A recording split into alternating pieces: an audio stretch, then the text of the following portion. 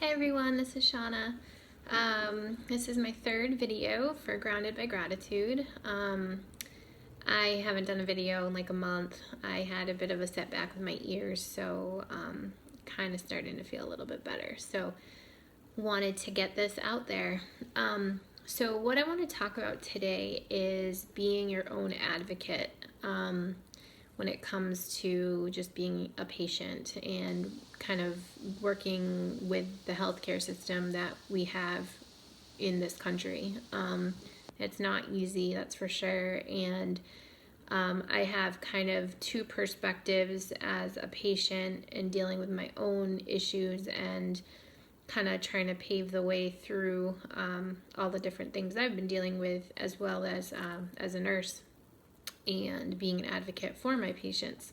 So I wanted to first talk about the nursing piece of it. So as a nurse, specifically because I'm a home nurse, I'm in patients' home in their environment. So I tend to see a lot of people in situations where, they're desperate to get in touch with their doctor, they're desperate to get some answers, or trying to figure out what tests they need or what to do next or what steps to take, or just filling a pain medication script, which is awful to try to do these days.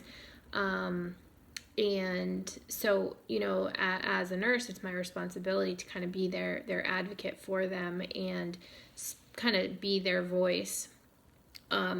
So patients that are dealing with a slew of doctors, so many of my patients have multiple doctors, multiple specialists, and they don't all communicate with each other. So a lot of times things go missing, because of the lack of communication in the whole system that we have.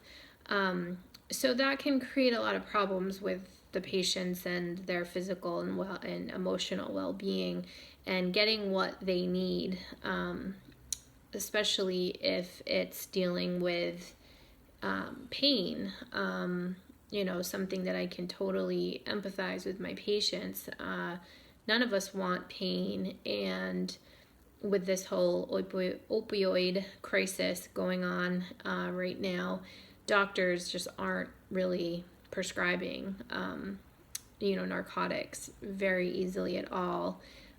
So when I call to get some questions answered for my patients, or if I'm saying they're in a lot of pain, they need to have a refill on their whatever it is, they get labeled. They get labeled as drug seeking, or do they really need it? Okay, well, I'm only going to give them 3 pills.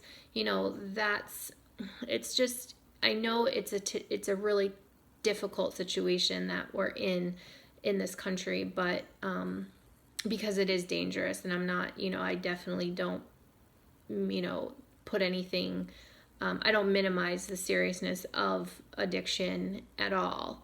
But sometimes, I'm gonna advocate for the patients that I know need it. They don't want it. They don't necessarily like the way it makes them feel, but they need these meds. So, I'm gonna be their advocate for that. So something that I've recognized, though, is when it comes to myself and my own health stuff and my own ability to advocate for myself was always lacking. Over the last few years, I would always get really nervous when I would call the doctors, or if I wasn't getting what I needed and I needed to kind of bug them. I felt ashamed. I didn't want to ask the questions. I was scared of the outcome. I recognized that the difference for me was, as a nurse, it's my responsibility and it's my job, but it's also the fact that I'm not as attached to the outcome, and I'm not as attached to the answer that they're going to give me. Whereas when it's myself, I'm scared to get their answer. I'm scared to hear what they have to tell me. whether it be something that's a diagnosis that I don't want to hear that I have. That happened recently, and it totally set me off. Or if it's like, oh, you have to wait another 3 months to get seen by this doctor, which is insane when you're desperate and all you need is relief because your life is like on hold. And here they're telling you have to wait a few months. So I actually just recently reached out to a doctor, and the waiting list was 9 months long. So I have an appointment with a specialist in January, and I called in April. So it's crazy. It's some of the stuff we have to accept, but some of it we don't. And I think that's really important, where we need to know where that line is and where we can speak up and kind of make changes for ourselves and help our situation. So it's taken me years to figure this out. Not that I really know or I'm that great at it yet, because I still get nervous every time I call my doctors. But it's taken me years to know that I have a say, and this is my life, and this is my well-being, and I have worth. And I'm not gonna let somebody else run the course of my life or my situation that I'm in currently. So I guess I just wanted to talk about my recent story, that where this all kind of changed for me. So back in July, when I all of a sudden was dealing with all these ear issues, it was super sudden. I had never had anything like this before in my life. All of a sudden, and I've talked about this before, but in case you forget or if you're new to the video, all of a sudden I had these awful, awful, awful loud pulsating, whooshing sounds in my brain, in my head. I felt like I was gonna blow up. I felt like I was could potentially be having a stroke. My ears were super sensitive to noise. It was out of the blue. So I went to an ENT, an ear, nose, and throat doctor. I first went to urgent care. I then had to go to ENT. They thought everything was going to be fine after some work that they did. And my ears were so sensitive to noise that I couldn't even listen to this doctor because it hurt so bad. My brain felt like it was rattling. My anxiety was through the roof. I had never had anxiety like that in my life. All I could think of was, how am I going to work? How am I going to function? How am I going to take care of my 1-year-old daughter? Anxiety, projection, the whole thing. So, what was crazy was he didn't really have much help. He didn't really know what to tell us. I was desperate. I needed answers, and he told me that the hearing test came back slightly different, or slightly wrong. Some of my hearing was off, that I needed to have an MRI, but the MRI was probably going to be like another 3 to 4 weeks away once insurance approves it, and you have to appeal, and this whole process. So he told me, he had me send me home, told me to avoid salt in my diet, and that's all he said as far as treating this awful issue that I was feeling. I don't really eat much salt, so I knew that wasn't really going to help. I was kind of in panic mode when I left, because all I could think of was like, I need to work, I need to take care of my family, I need to live, I can't live like this. What am I going to do? So fortunately, I have an awesome husband who is determined to figure my shit out, because I'm not able to have the mental, the energy to research the hell out of this stuff when you're in it, so he's kind of he does it for me. So what we found through endless articles and endless reading and all sorts of literature, that first of all, you need to find the right literature. You cannot be finding just random people's opinions. You need to find evidence-based articles that are cited, that they're sources that people that have been, this is researched information. So one thing that we found through a bazillion articles was that pulsatile tinnitus is linked to anemia. So I had my blood drawn right away, and sure enough, I was super anemic. So I started taking iron, a lot of iron. So within 2 weeks, my symptoms, the loud sensations, completely went away.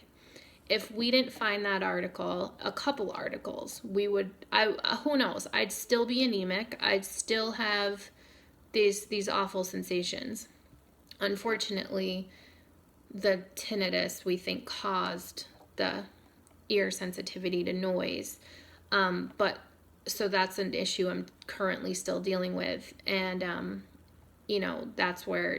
it's pretty bad. But at least I don't have this pulsating, awful loud noise going through my head because I took iron.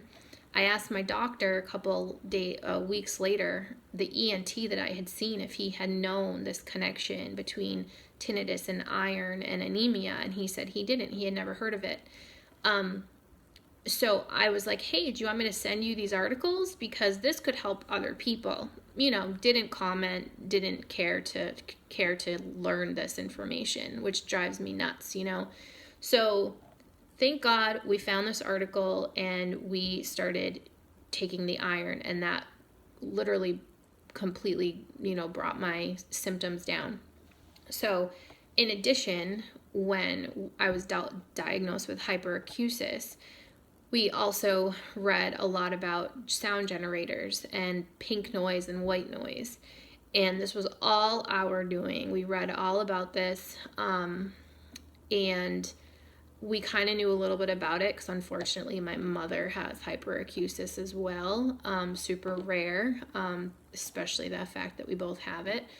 That's another story. But I knew sound generators and pink noise, white noise was important to help desensitize. So we kind of knew the route to go on when looking for this information. But again, nobody told us this. So right away, I got little earbuds, like little headphones, earbuds, and started listening to white noise. Hooked it up through my phone, had an app. It was awesome. It calmed my pain down. It brought my pain down to a level that I could deal with, that if I didn't have this, I would still be suffering at a much higher level. Yes, I'm still struggling, and I'm going to get into my hyperacusis in another video because now I have these little sound generators that you can't even see. Again, another video. But I just am sharing that because it's just a really good example of it. Made me realize that without our own research and without our own work, I would still be a freaking mess right now, unable to work. And this is months later. Oh, and the other thing is they told me that I needed to have an MRI, even though it was very unlikely that anything is going to show up, is what they said. Okay, so I fought with insurance to get this MRI. It took weeks to get it. And then I finally get it. It's like a month and a half later. And I learned through my hyperacusis doctor, who I met in the interim, that if I have an MRI, because it's so loud, that this could damage my ears even more and that I would come out of it even worse. So I went back and told my ENT this, and he said he had no idea. He had no idea that the MRI could make me worse and that I would need to have a silent MRI. So I'm sure that so many patients didn't know this and went for an MRI and came out of it worse than when they went in. So I didn't have an MRI. I don't plan on having an MRI. I just am so grateful that I learned that information, because if I didn't, I could be in a lot worse situation. And that's, nobody told me that except for finally when I spoke to the hyperacusis specialist. So these are just really crazy good examples of you need to take your health in your own hands, and that you need to speak up for yourself. You need to ask questions. you can't just trust. Doctors are amazing, and I'm not putting them down in any way. They have so much education and they're smart, very smart human beings, but they don't know everything, and they especially don't know everything related to your situation and your body. And they haven't been exposed to every situation that you're going through. So we can't assume that what they're telling us is the end all be all. We need to realize that, they're human, that they make mistakes, and that there could be other options for us, other resources, a second opinion, a third opinion, a fourth opinion. Do what you need to do, because this is your life. Don't feel bad. Don't feel ashamed. Don't feel like you're bugging them. Call as many times as you need to. I can't even tell you how often I've had to call numerous times and still didn't get calls back. Ask for their email address. A lot of doctors now are giving their patients their email, and you can communicate with them so much easier through their email because it goes directly to them. That's been a huge help for me. I love it. I'm able to email them directly, and they might not give it to you. So you ask them, and they should give it to you. I think we can't assume that that whatever information they're giving is it, because the doctor literally told me to avoid salt, and that was it. That's all he told me. So I'm just really grateful that I have, a really dedicated husband that knows how to look at these articles, and I do as well, just through my background with school and research and stuff. But when you're desperate, you get put in a place where you don't really know what to do, and you just kind of shut down. And I've been there, and I know what that feels like, with just shutting down and saying, like, fuck it, I can't do this anymore. I want to just give up, or I'm sick of calling, or, why does this seem like nothing's going on, for me on my side? You got to do it for yourself. So I just want to, I just want to stress that. I think I've made my point.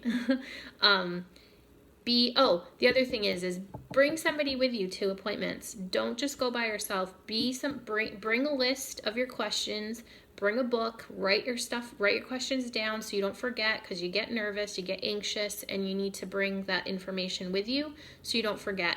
Check it off. Write some words down that the doctors are telling you. If you don't understand those words, ask them.